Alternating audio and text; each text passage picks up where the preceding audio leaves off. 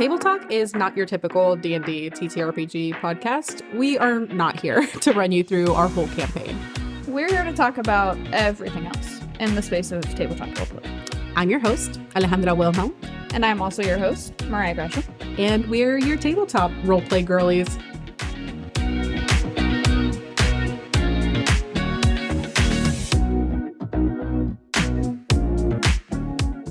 Hey Table Talk listeners, it's me, your editor Audrey. Just wanted to take a moment and let you know that we at the Table Talk team are a part of a charity drive for the month of January, raising money for Doctors Without Borders to support the humanitarian crisis in Gaza. This charity, organized by Ryan from Run DMG, has a bunch of your favorite TTRPG creators backing it, who are all giving away rewards at different donation levels. From guest spots on your favorite actual plays, to custom-made giant D20s, and to TTRPG systems, and so much more. Your favorite roleplay girlies here at Table Talk are giving away guest spots to come on Table Talk as guests. We are also giving away a hand-painted Minotaur mini by Alejandra, accompanied with a backstory and plot hook written by Mariah as well. You might also be able to redeem some donations to have Alejandra and Mariah come play at your online game, either together or separately. You might even be able to interview the Table Talk hosts for your own show as well. The charity can be found at the Tiltify link in the description of each episode for the month of January, as well as in the link in bios on all our social medias, at Table Talk RPG.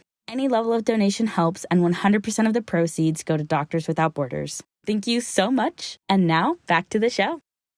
Alrighty, and we are live with another episode of Table Talk. Thank you so much for coming back. We've been on a slew and a string of guest episodes, and this is going to be no different. We've got back at it again. We've got a beautiful, beautiful human that we had the joy of meeting through PAX. I want to introduce you over to Freedom. You want to give us a little bit about you and where people can find you? Yes. Hey, how's it going, everybody? My name is Freedom Scheid. I am a small TTRPG business owner, and I deal in terrain, 3D terrain, 3D printer, licensed by Printable Scenery, and just here to make 3D terrain more accessible and hopefully one day maybe even more environmentally friendly. Who knows? Ooh, okay. What kind of plans do you have for that? Well, I think for starters, just educating people on how to craft and like how to make the most of what you got. I've actually just started a new stream, my first episode airing on the 25th of January, where we will, just be hanging out and painting and chatting, talking tips and all things TTRPG. Heck yeah. Is it just you going on there to paint, or are you inviting guests on? So right now I have a co-host, the wonderful Connor Nolan. He is actually a illustrator. His Instagram, I believe, is at Nolan Illustrations. He has worked as a professional artist, like freelance artist for like many TTRPGs and like comics and stuff like that. He's a really talented guy. He's my co-host. And we do plan to have guests in the future. We're sort of working that out now. We just finished developing our format, and now we're like really getting into like producing content, which is exciting. Cute. I mean, I do mini paintings every once in a while. I don't know if I've been known to paint a mini. I've been known to paint a mini once. Dabble in the miniature painting. I dabble in the miniature paintings. Yeah. No, I with the full queer audacity that I do have, I was like, I want to do a mini paint for a friend of mine who tragically is no longer my friend, and I should have taken that back in the divorce of that fallout. Oh no. Because I decided, I was like, I'm going to try mini painting for the first time. And what did I try that with? Oh, of course, a Warhammer mini. Of course, Vermin Lord, like a big boy. Yep. And I was like, yeah, this will be the first time that I paint something. But in fairness, I feel like painting a bigger mini for the first time is easier than a baby mini. Exactly, because the itty bitty boys, I'm like, how can you tell what's belt buckle? Like on that man, it's belt buckle because he's big. As someone who's painted both large and small items, each miniature comes with its own little problems that you'll discover. Sometimes like a big one will be super easy, but like you got to cover a lot of area, so you're just sitting there painting the same color. There's a lot of shading and it's a lot of like material hungry. Yeah. And like making sure those little bits are like shaded properly and cohesively throughout the whole thing. Yeah, and like his fur is blending like fur, and the scales are blending like scales and all that. Yeah, the highlights are highlighted everything. It was actually funny. Just on the show, we were talking about the majesty of like the slap chop method, where you, prime it black and then, just bring out the layers slowly and then like give it like a wash with like a super, super thin down acrylic or like a Nuln Oil or like an army paint shader. And it just like changes everything. Now, I'm a big proponent for like finishing the mini, like putting like a varnish over the top. Yeah. Because that like really does help preserve the color. And if you're handling it a lot, like it prevents the paint from wiping away. So You gotta Maybe seal maybe it. that can be my consolation for the He'll Vermin chip. Lord boy, He'll because chip. I did not finish him, and I hope Yeah. that he just withers away horribly. May his paint. May his chip. paint fall May off. the paint fall away. Because that man does not deserve the beauty No. of what I crafted. But yeah, no. Mini painting is something that like I got into for that purpose, but then I fell in love with the process of it and I wanted to do more of it. And then I had a friend really a coworker of mine who is really into Warhammer, which the Warhammer minis are beautiful. And I've copped many a Warhammer mini and been like, For I'm just going sure. to use this at my D&D To table. steal Fuck them y'all. from Yeah. me, yeah. they're awesome. They're awesome. Yeah. You know They're what? so detailed. A little bit of creativity for anyone who's listening. Who's to say you can't just run a Spelljammer game and have the big bad guys be like a bunch of imperialist space marines? Yeah.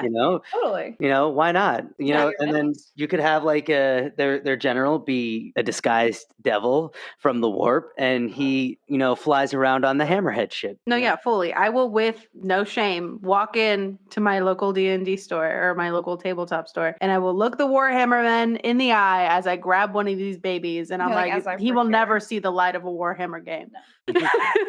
We're not I'll be allowed honest. good I'll be job honest. on. I painted Warhammer when I was young. I loved Chaos Marines. I wanted to get into like Eldar, but I never played one Warhammer game. I just collected them and painted them and talked like nerd shit with my friends. Yeah. I've just watched videos of Henry Cavill painting Warhammer minis, and I feel like that's the closest I'll ever get to But- that hobby, and that's close enough for me. If Henry Cavill looked me in the eye and was like, I need you to play this game with me, that's probably could the do only it. reality in which Yeah. you're going to get me at a Warhammer table. It's so, if I can also keep all the minis at his house, because I live in an apartment, I don't have space like that. No, and yeah. it's All the so minis, space yeah. hungry. Yeah, I am thankful that I'm not a crunch girly, because one, although like all the minis are so beautiful, I what I am is an aesthetics ass hoe Which on is top a of being different a problem. creative and loving to paint. Yeah. So if I did like Warhammer, it would be more of a financial burden than TTRPGs already is in my life, in which Yeah. I'm throwing money at the hobby. I'm like, that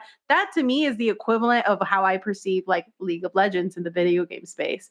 I'm like, Yeah. I know if I got into League of Legends, I would drop absurd amounts of money just to look hot. Honestly, You yeah, know- those game I can't play those games either. Like, I love League of Legends lore. Like, I'm obsessed with it for someone who has never played the game and will never play the game. Mm-mm. Mhm. But like the lore just slaps. The like, lore does slap, and I have stolen many a League of Legends yeah. character for my world. Y'all can Same. figure out where they're gonna be. Yeah, I actually, that's where I came up I have with a my Dead friend- God Sentinels. I have a friend, really awesome friend of mine. He plays in an Exandria campaign that I run. His name is Dr. Daniel Rainers. I met him in Philadelphia when my partner was going to med school, and he is running a League of Legends campaign as we speak. Ooh, Mhm. see that I could Tabletop, do. like a tabletop campaign. Mhm. Yeah, That it's like D&D, but like with the League of Legends lore. That's sick. I That's love sick. that. That I Mhm. can get behind, Yeah, like Yeah. I need that. Yeah, because I don't have because- micro purchases on Mhm. seasonal. Yeah, also just like that style of video game doesn't really do it Yeah. for me. Yeah, But I like agree. Wolf and Lamb, like Kindred, is my favorite probably personification of death in Mhm. media. And like I will stay on that Mhm. soapbox till I die. Like my death god that we homebrewed for Strixhaven, his sentinels are inspired by Wolf and Lamb. I think also you and I fucking stay out here sending each other these like League of Legend cutscene things. Yeah, oh fully. At each other, because it's like really good character inspo for other stuff that's going on, and we're like, I don't know shit about League of Legends, Yeah. but I do know that these cutscenes slap. Like, I'll make they a do. blind search on AO3 to see what comes up. Yeah, Like, I want to know what's going on with these two individuals, but I don't want to go through the raids to know. I feel like League of Legends kind of like I like how it branched out in terms of like content that it came out with because like I feel like a big component of the League of Legends, I don't know what to call it, like conglomerate. I don't know. It's is the fact that there's like different mediums. They have music videos. They have like like just different things that people do that like are considered Arcane part of the world. was so Yeah, good. Arcane was so good. phenomenal. I based most of our homebrew campaign that like our home game is based off of like the Arcane style city. Like the upper city. Yeah. Yeah, my friend he's doing a Bilgewater thing. Oh, nice. Mm-hmm. That's fucking cool. Yeah. What other games have you? I mean, okay, so are you guys dungeon masters, players? We are. Yes, but Both? Both. Yes. Nice. Both sides of the coin. Yeah, I'm a DM, mostly a forever DM, but I'm lucky enough to have one regular game where I play. Yeah, so we started, I mean, we met me and Mariah met in a much prior campaign, an Eberron campaign that got cut short because of like life things. Yeah. And then we subsequently afterwards started a Ravenloft campaign where we met the other people that we currently play with. Ravenloft. Yeah, Ravenloft. Ravenloft is such a good setting, and that's situations around that game were so traumatic, and that's such a huge injustice. We have to cleanse that at some point because it's such a good setting. Yeah, we are trauma hoes, and that was beautiful. Death House was my first ever Halloween game. Oh, nice. That was like we just woke up in the never ending fog, and then like we just kept walking and we saw the kids, and I was like, nope. I'm not about any of this. The only correct response when you see children in the fog. Yeah. She's like, no, I'd rather not. About to drop kick my some of friends these were like, little beans. but I was also a paladin, Oath of Ancients paladin. So I'm an oathbreaker real quick. Real We all fucking float fast. down here, shit away from me. I know. Oh man, yeah. But we got into Ravenloft, and then due to that whole situation kind of falling apart, we were kind of left in the void, DM-less. And I was the one that was like, well, me and Mariah had like the most experience out of our collective group. It was going to be one of us. And most of us at the time lived in Houston. So I was like, it's got to be probably hosted here. And then I have just this collection of TTRPG books that I've been buying because I just like to see them there. Beautiful. Like I do have all the monster I just want to know that they're there. And so eventually I just was like, well, I have the stuff. I have everything I need. I've already invested in what it means to be a GM. Yep. And so I just presented them with what I had. Yeah, had them pick a book. A few of like and then Eberron, like I think Radiant Citadel, and maybe one more, and we all thought Strixhaven sounded fun. Yeah, like a fun little Magic College thing. And so like, cool.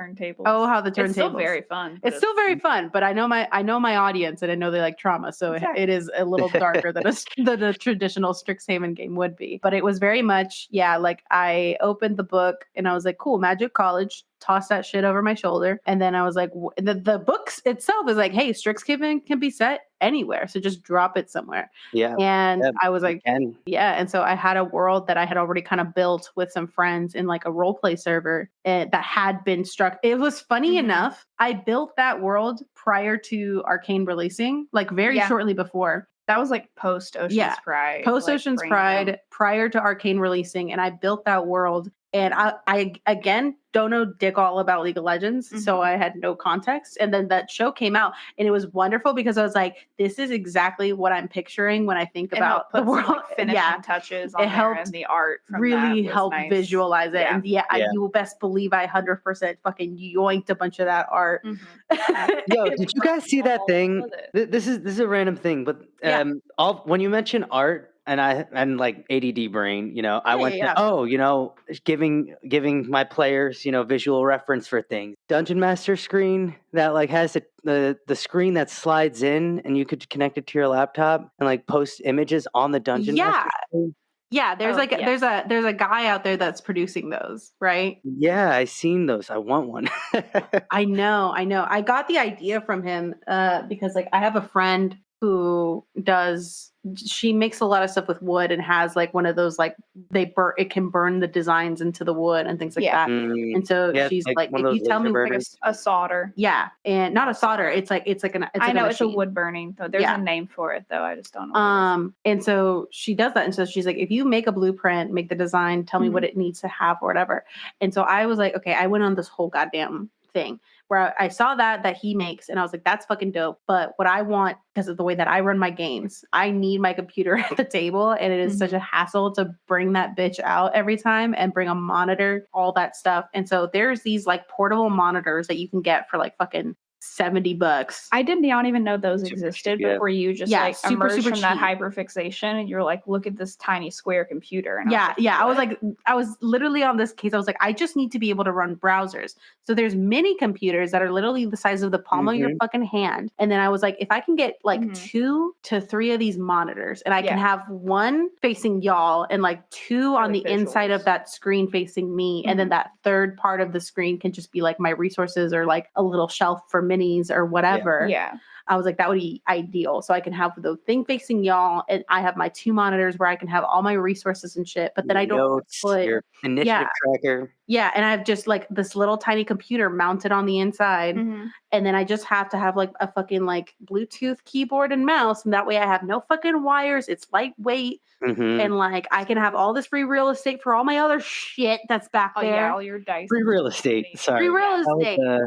Yeah, and I went on this classic. whole thing because of those videos of that guy, and I was build like, a little tower and to store dice. yeah, because I'm like, I don't need. I want it like the way that he does it, but I want it a little more techie. Yeah. I mean, I think one of the like that also speaks to one of the beautiful things about like, you know, TTRPGs and the community in general is that like there's so much like creativity and like there's such a big collaborative element, and you see so many talent to like tell stories and I don't know, just make things. Make cool shit. Yeah. And then also was able to experience is that you can save a lot of money by like, you know, just looking for like inspiration in little places, you know, like let's say you have like a really cool like plastic bottle that you got from like a store or something, you know, it's like the special edition soda bottle. You could turn that into like a wizard's tower on a bigger building with like the right box glued to it. You can cut it in half and like make it into terrain, you know. Like I know I'm a terrain producer, you know, I 3D print with resin and, you know, like paint, do the whole 9, but like you don't even have to do all of that. Like there's like no wrong ways to do it, you know? Yeah, we also like in our previous campaigns where Ollie and I met, that DM had a thing where he would use like Hershey's Kisses or like different candy for the like enemies, that like the monsters or whatever. And then when you killed them, you got to eat the candy. And like that's kind of it was a fun, very too. good it's a reward. I've seen that before. I've actually saw like, I don't know, it was like a Tumblr post about doing the same thing, but like with shots. But I'm like, that's a bad idea. Alcohol tolerance ain't what it used to be. I can't be out here like that. I have a high alcohol tolerance, but I ain't about to be out here like I don't enjoy drinking enough to warrant that. Yeah. Exactly. I'm like, oh, that's wild. Maybe like I like a very small edible. Maybe on a one you know shot what? night. If you're doing like a holiday one shot, Yeah, you know, I could do that. You could get themed like snacks and candy for that as well. To be fair though, Mariah, you and I are used to playing 6 to 8 to 10 hour long games, and that's much game to just be taking shots the whole night. Drinking.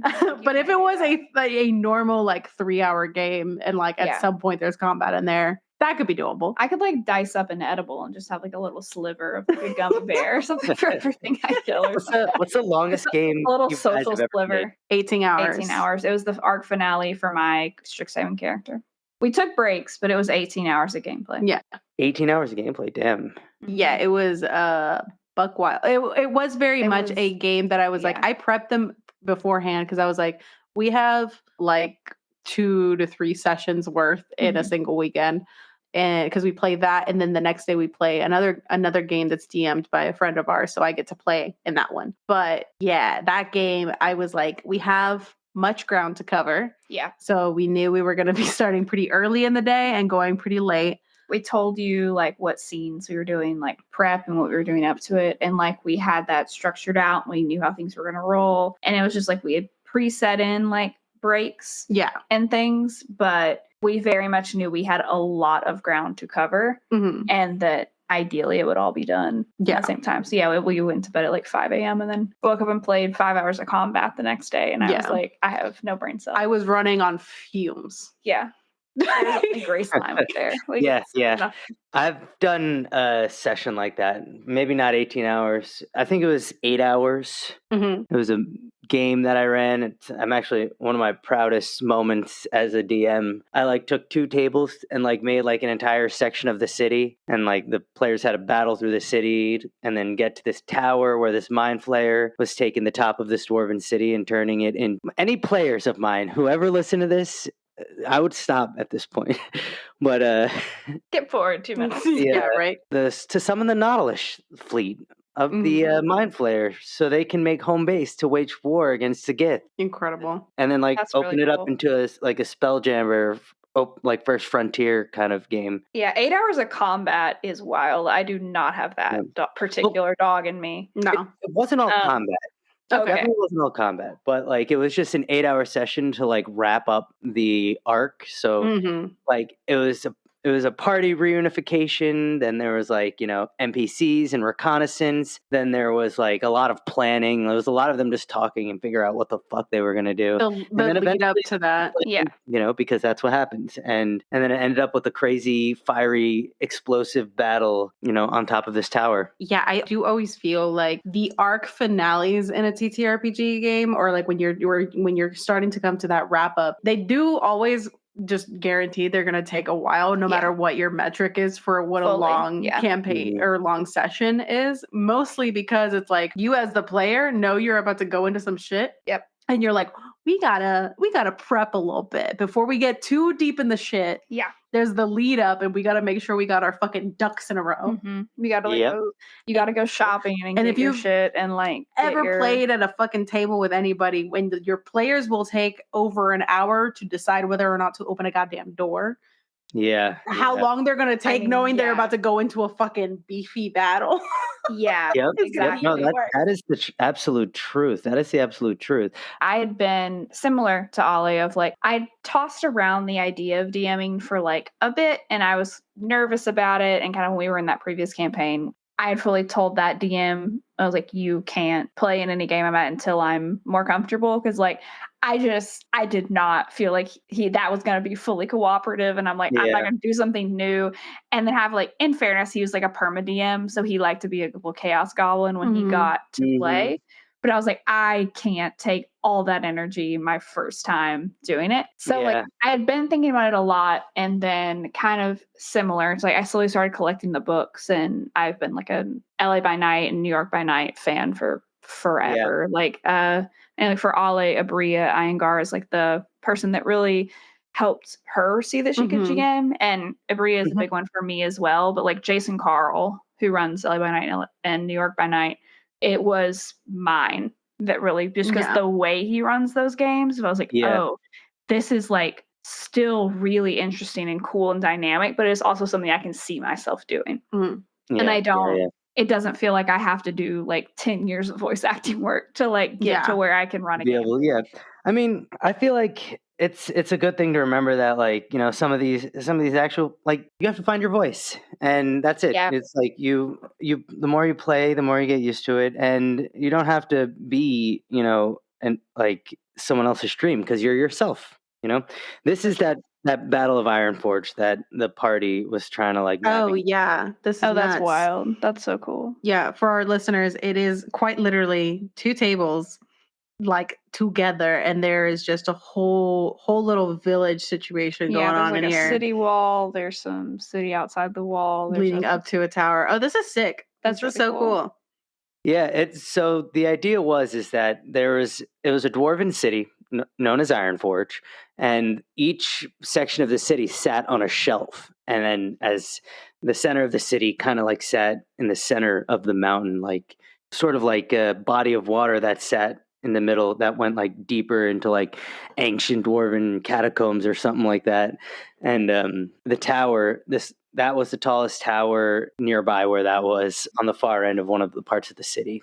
So, and that little pool, that purple pool, is where the Mind Flayer was trying to clone an Elder Brain, so that way they can send a signal. Like the whole game, I kept telling them, I'm like, oh yeah, you see these random like silver plates just like fastened to the wall, and like no one picked up on it, no one said anything about it, and really, it's like they're satellite dishes.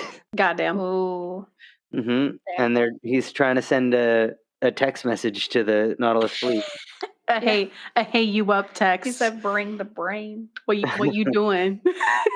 Come through, literally. Oh, Yeah, there was a brief moment where like it sent out a giant psychic wave, and like I think I'm just gonna have the Nautilus fleet just crash in anyway, because why not? Who knows? I haven't waited yet. I haven't waited. I need to sleep on it. If you've already made the minis, then you got to use them. Yeah, right. I've already. It would be. I was gonna ask, did you print all those? Not all of them. A lot of the dwarven buildings on the lower level. I printed all the buildings on the lower level except the tower. Tower. That's just the Dungeons and Dragons like tower. Yeah, that TM. big boy. Yeah. Two of the buildings on the top, I printed like a couple of them, a handful of them. I actually just like bought that were 3D printed by a company, and then the taller buildings on the top level, the ones with the smokestack and the stone chimney, the two smaller houses in front, I believe, and the one behind, the one with the like brown roof on the right hand. Those are actually buildings that my co-host on my show made from garbage. Oh, I love that. He just made them completely from scratch, and never ceases to amaze me the kind of stuff he does. He's actually crafting a new building on the show, and you can kind of see some of the process on the 25th of this month, which is, I believe, January. I love that. I have that same thing in me. Like, especially since I was little, I was always just such a low maintenance child. My mom could give me cardboard, and I would just start constructing things out of cardboard. I was my parents' only child, so I could entertain myself. Yeah, I very much in line because my brothers are like 10 and 12 years older than me, so I was very much like in my own little world. But I remember when I was little, I made this thing out of cardboard that was like for my little Neopets. But I basically constructed a high-rise apartment situation with a pool on like the 4th story and a working elevator from pulley systems. And my mom was like, "Is she gonna be an architect?" And I was like, "Joke's on you, nah." But I loved it. I was very invested in it. And like, there have been moments, especially now that I've started GMing, that I'm like, I could just make things. I know, it's so tempting. Could just do it. And like, I want desperately to have like more 3D elements in our games, like terrain and stuff terrain, buildings and things like that. And mostly similar, but I do, even the minis that I have right now make me a little itchy. Like the only ones that don't, like character minis that I've made.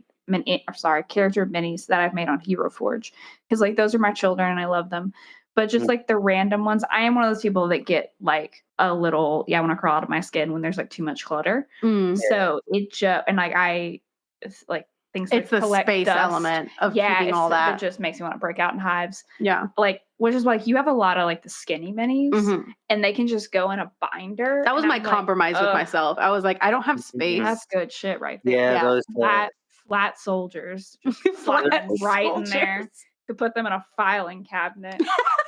Just Paper like craft that. terrain is cool. Yeah. Actually, I think my first ever boss battle that I did on like a poster board. I just drew out the map. I like drew out the grid. I like made the building and like colored it in like old school style. Nice. It was on that picture too. As an aside, those tiles on the bottom level are all made with insulation foam. And all you have to do, for those of you who just want like an easy way to make like a lot of floor real fast, is you get those insulation tiles, right? From like, Home Depot, Lowe's, whatever you got nearby, and that sells that sort of stuff. A square of it is like $4 and it's like 2x2, or you could get like the big square, which is like, or the big rectangle, which is like absolutely massive. But if you don't need that, you don't have to get that. Either way, it's pretty cheap. And all you do is just like take like Cheapo Depot black acrylic paint, just like all over the whole thing. So that way you have your base coat. Then like actually I would do this before you put the black paint. You etch in with like a marker the exact floor design you want, like whether it's bricks or like an intricate like floor thing or just like a path or something like that, you could just do that. Then the black paint, and then dry brush it with like some white acrylic paint. And you don't have to like mix any colors because the white and the Well, black. like start It'll blending go with the gray. black a Right, little bit. yeah. Yeah. That would be If cool. you want to get wild, you could steal some sand from like a dog park or a playground or something, and then just like etch like a road, and then you just put a little Mod Podge down and sprinkle that dirt all over, man. And you have primo city streets.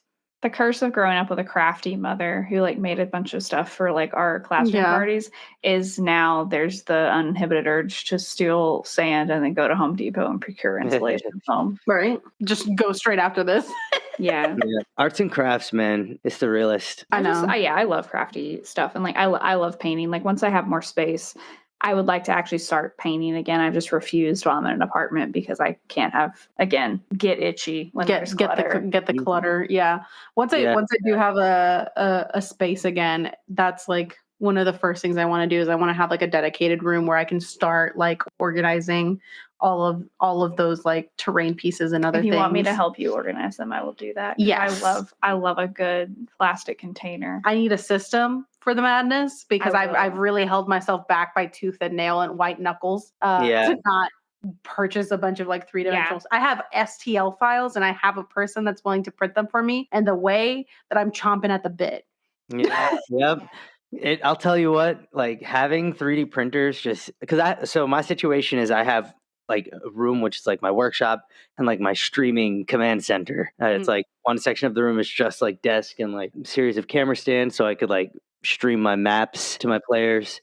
And then the other side of the room is Santa's little workshop where I have like a resin and an FDM printer. I have like a giant resin printer because that's like cool. You need to make a lot of stuff.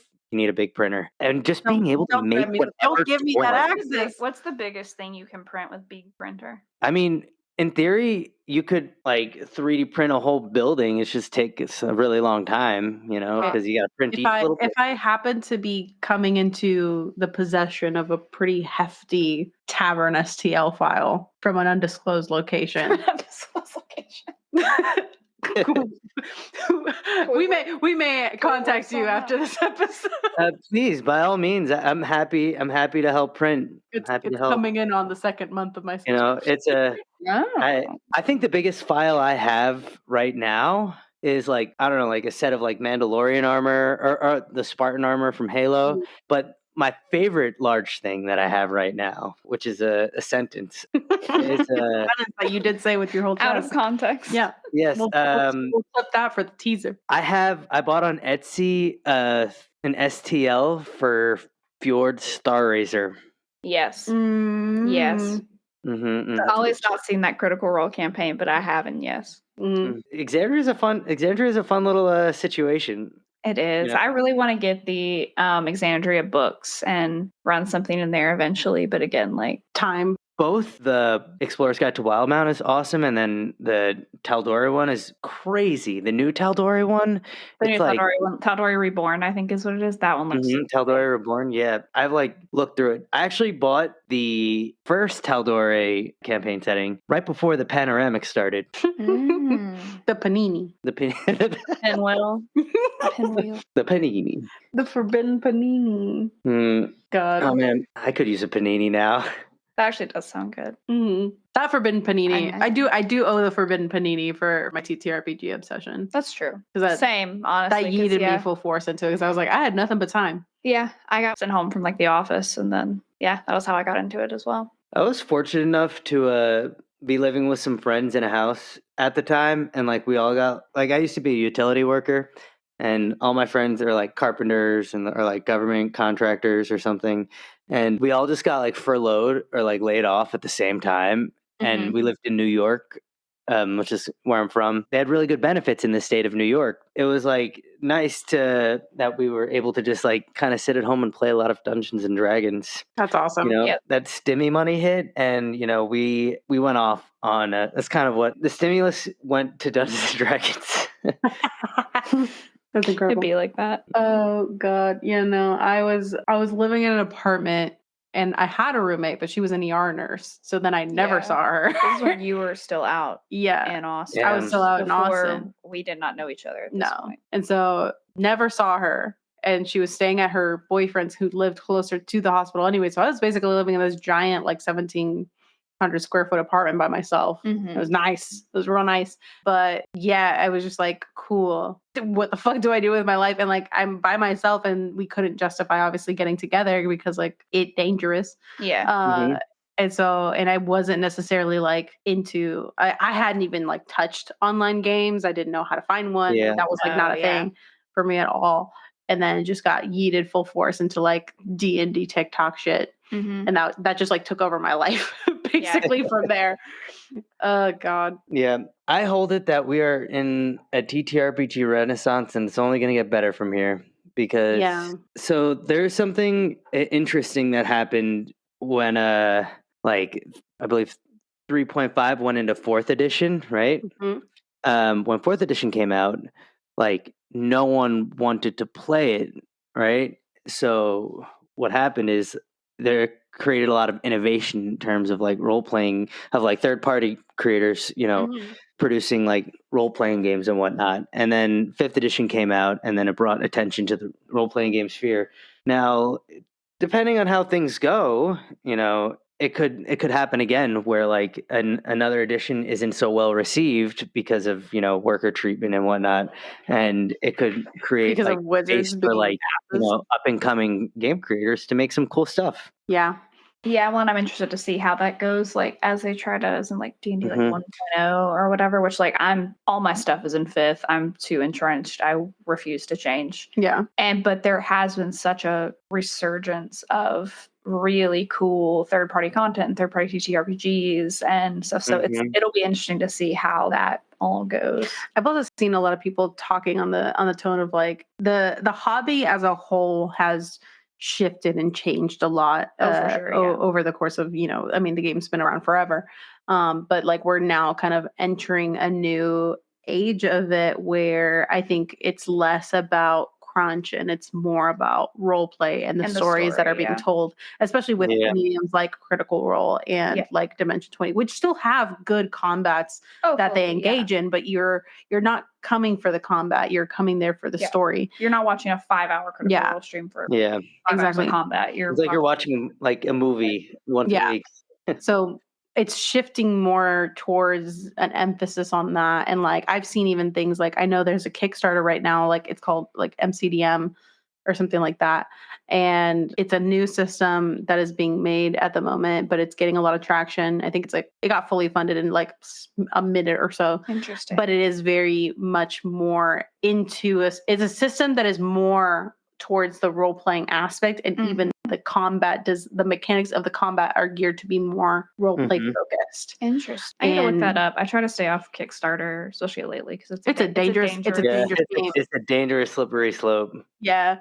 But I've been seeing ads for it, and I've looked up a bit on it and stuff, and it looks really good. And I'm very interested, especially because we do these certified role play hosts.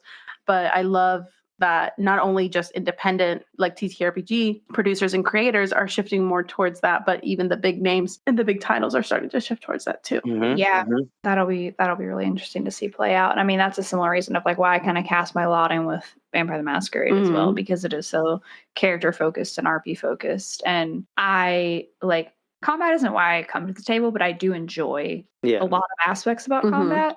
But I knew that I would probably not enjoy running the combat. Yeah. So I was just like, if I could, they have like a 3 rounds and out rule, and I'm like, that's perfect. I mean, that's pretty good. That's a pretty good rule. I tend to like run, not necessarily like long combat, but I definitely just don't just throw combat at people just like willy-nilly if I feel bored, you know? Like I feel like there has to be a reason. Like even on the roll tables that I use to like roll for encounters, there's like a rhyme and reason. It has like a rationalization within the context of the world that the players are exploring, you know?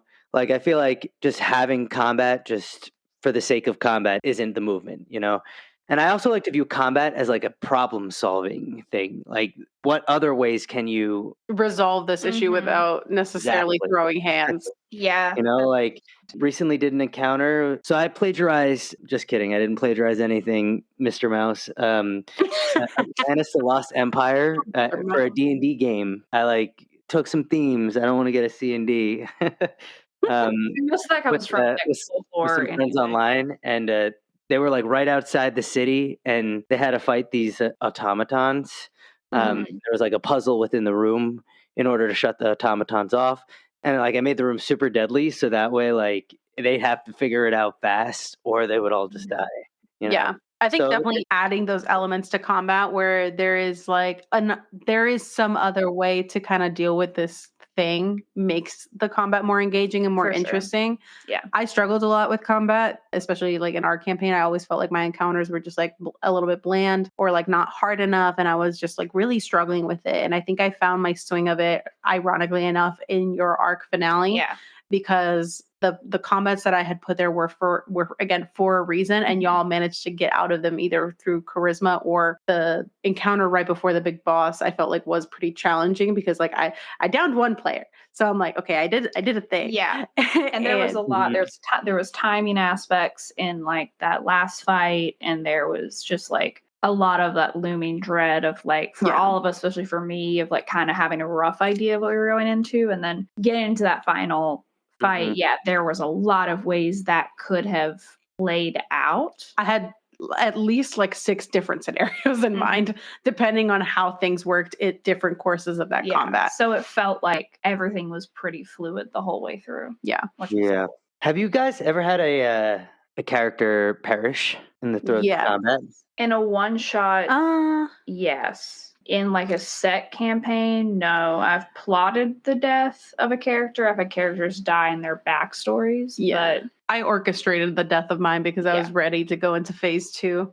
Yeah, I was of going her. to do the same thing in the Ravenloft campaign. We didn't get to that point. Yeah, but it wasn't ever like a character like a death that Molly happened death where, organically. it just happens, and it's like, oh, we have to deal with it. Yeah. I had a character death, and it wasn't a one shot, but it was a one shot with like side characters who were mentioned in the main game. It was like happening elsewhere because there's this great war going on, and there was allies there, and there was like 1 or 2 people who were like NPCs because me and my friend were running in the same world or whatever. And it was a very sad death. It was like I was like, oh no, poor guy. It's heart-wrenching. It's heart-wrenching to have a character. I've had very close calls, and I've had to have those moments where I'm like, I gotta come to peace with the fact that this bitch might be gone in the next couple rolls. And it's heart-wrenching because like you've poured a lot of yourself into those characters, and those moments where you do have a character death. I mean, I'm very much of the mindset of like I will always honor my roles. If it sucks and the dice just hate me that day and my character dies, like my character dies. Like that's just what it is. It do be like that sometimes. Be like that. I think I'm a or as blend. Frank Sinatra would say, it doobie do like that. like that. I think I'm a blend. Like, and we've talked about this before with vampires. Like, I wanted to set the stakes early. Of it's like, truthfully, no one, including myself, wants me to start having to roll dice against a lot of the NPCs that they have met in our Fall of London world. Because they're all elders, and it's like I need another set of fucking BTM dice. I would have to borrow your dice to do bodily harm to your characters. But it was like I wanted to set the stage, and I'm like, hey, if you come in just dick swinging in the locker room, it's not going to end super well. But if it makes sense, like narratively, but like, I'm not. I don't think I would kill anyone's character purposely. No. Yeah. Not without. It can be the natural course of your own actions if you do some dumb shit. Yeah. Right. I mean, or even that, like always that. Yeah, you may get put into torpor and get stored in someone's basement or something. Yeah. Like there's put into vampire timeout for a little bit, so you can think about what you did. Take a long nap. Yeah. But, I don't know. Like killing off characters is always like it's hard as a player, but it's hard as a DM too because. I don't know. I have the general philosophy, at least in our game, because of the fact that we're at a fantasy college and it's not meant to be that dangerous until we get into certain areas. But for me, it's very much more like the majority of the time, if you fuck around and find out you might get injured, but there's plenty of people on staff at that college that could come heal you or whatever. Right. I'll pull some Hail Marys and make sure you don't die somewhere that wouldn't be narratively satisfying. But we do enter like in arc finales when we are going into big fights. Yeah. That's when I'm The like, gloves are hey, off. the gloves are off. Whatever happens from this point forward is going to be what it is. So Yeah. if someone goes down, they go down. And we're going to honor that. Mhm. Yep. And then, And but I like that. and then once y'all graduate and you are no longer under mommy and daddy's wing, Then the gloves are and very you're much off. going out into the big world and going Yeah. on big quests, that's full gloves off. Then by no that matter time Your what. we're internships, you're getting your like level 10 and Yeah. like we should be able to stay alive. mhm, Yeah. And if you don't, that's on you. Yeah. mhm. Those early levels are brutal. Like you do not have a lot to work with. Y'all did as far as scrap with some HP. rats. Yep. Those Yeah. those are scary. Sometimes, Those you know, first, like 3 levels, especially if you're like weird. Level 1 is terrifying because you're like a strong breeze yeah. could knock me the fuck out. If you Yep. play a caster at level 1, it's like I have 5 HP. Yeah. I was like, why am I even here? If a small child trips me. I should go home. I shouldn't be. hey man, you know, slips, trips, and falls are one of the leading causes of death in this country. Right? Don't become a statistic. All right, 3 points of contact when going up and down stairs. Fail a dexterity Honestly, check, yeah. my guy, and see what happens. I feel that in my actual life. Oh my god. We are actually coming up on time though, but this has been awesome, Freedom. Thanks, Thank you okay. so Thank much. you, for and coming you know, on. thank you for your patience with my technical difficulties Oh, tonight. you're good, You're so honey. good. It happens. We've been out here struggle Yeah, busting. we've had it. Mhm. You know, I spent so much money on equipment so that way everything works right, and then like Mercury goes in Gatorade or something, and all of a sudden it Yeah. doesn't. Yeah, I do be like that. I've had like we're recording on an XLR mic and a mixer that I've had for a minute that I haven't used. And then Mhm. like on the way here, if it's like, oh, we got to break this bad boy out and run to a Best Buy. I haven't been in a Best Buy in like a year. But like got in there, had to get some adapters and to like some shit. We were you flying know, by the seat of our pants. finagle Yep, on yep. Yesterday when I was filming the show, like I needed 2 microphones because there's 2 dudes, and I was like, I have enough XLR cables, but most of them are like zip tied to my desk, so I think I need to go out and buy one because I only have You're not one. exactly mobile. Yeah, I can't really move these hoes. Yeah, because you know I have the cable managed nicely in here, and I want to keep it that way. Yeah, that's a Yeah. big mood. I want that at some point. I need like a bigger desk, but I want to have like I need to figure out some sort of little setup for like the mic and this mixer and stuff where everybody can just have their spot that they live in for a little Yeah, bit. yeah, yep, Yeah. yep.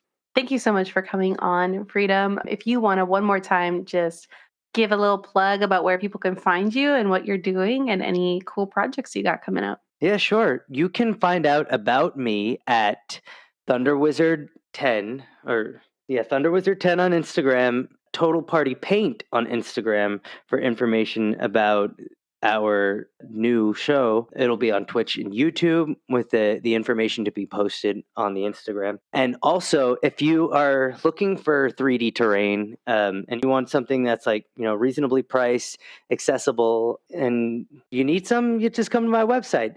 It's really easy to remember. You need some, come get Games. some. You need it, we got it.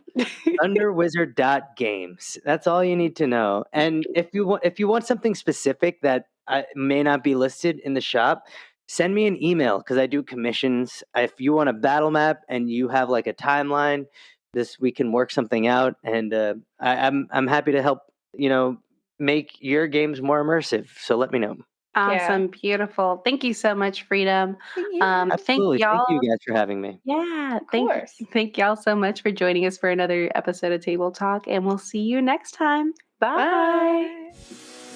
Table Talk is a podcast brought to you by Mythos Media Productions, bringing you a new episode every Wednesday, wherever you get your podcasts. Find us on Instagram and TikTok at Table Talk RPG, or check us out at our website, mythosmediaproductions.godaddyscites.com. All business inquiries can reach out to us via email at info@mythosmediaproductions.com.